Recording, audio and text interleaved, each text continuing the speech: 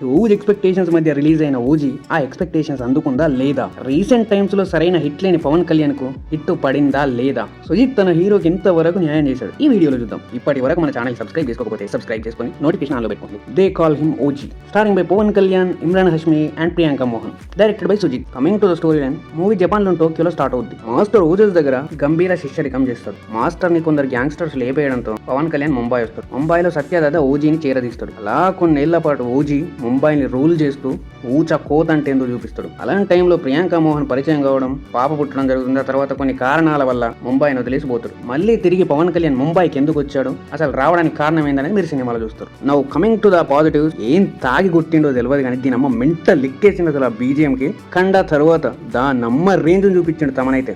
దీనమ్మ పాతరేగా Pawan Kalyan screen presence ఉంటది, ర్యాంప్ రియర్ బెస్ట్ లుక్స్ ఉంటాయి అసలు Pawan Kalyan. Especially action sequence లో పవన్ చేసిన పర్ఫార్మెన్స్ ఏదైతే ఉందో ఫ్యాన్స్ కు పూనకాల గ్యారంటీ. నా వరకు అనిపించింది ఏంటంటే Pawan Kalyan career best performance ఇచ్చింది ఈ సినిమాలో. ఓజీ గ్యాంగ్స్టర్ మూవీ అయినా గ్యాంగ్స్టర్ మూవీస్ లో ఓజీ ఆల్ఫా మేల్ లాంటిది. ఎప్పుడు చూసినా కదనే కానీ కొత్తగా ప్రజెంట్ చేసిన Sujeeth dark action gangster film తీసుకొచ్చి మన ముందు పెట్టాడు. It was amazing. ఒక ఫ్యాన్ గా తన హీరోకి 100/100 ఇచ్చేసాడు. Sujeeth taking and screenplay బాగుంది. పవన్ ఎవరు ప్రజెంట్ చేయలేని రీతిలో స్టైలిష్ గా ప్రజెంట్ చేసాడు. ఒక ఫ్యాన్ బాయ్ గా సంభవం చూపించాడు. సినిమాటోగ్రఫీ తోపు అంతే అసలు. సినిమాలో CGI కూడా చాలా బాగుంది. ఇక విజువల్స్ టేకింగ్ అయితే ర్యాంప్ పేజ్, ఒక హాలీవుడ్ సినిమా చూస్తున్న ఫీల్ తెప్పించింది. హాలీవుడ్ బొక్క ఈ మధ్యలో వాళ్ళకంటే మనలే బాగా చేస్తుర్లే. ఇప్పటి నుంచి విజువల్స్ లో ఎవరైనా ఎగ్జాంపుల్ చెప్పాలంటే ఓజీ సినిమా తీసుకోవాలి. అంత రేంజ్ ఉంటుంది. యాక్షన్ సీక్వెన్స్ లో పిచ్చెక్కించండు.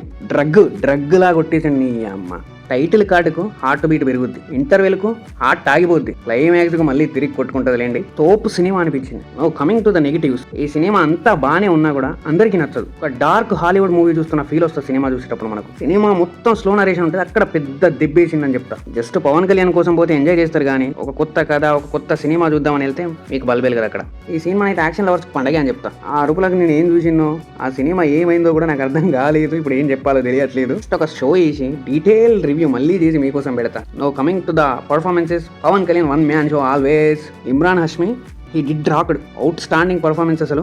అబ్సల్యూట్లీ సెలెక్ట్ చేసుకున్న రోల్ అయితే తోపు చించి దెంగిండి అసలు. Priyanka as good, remaining others అందరూ బాగా చేసిర్రు. No coming to the director Sujeeth, ఒక ఫ్యాన్ గా తన హీరోకి ఎలాంటి కథ రాస్తే బాగుంటుంది, ఎలా తీస్తే బాగుంటుందన్న రీతిలో 100/100 మార్క్స్ కొట్టేశాడు.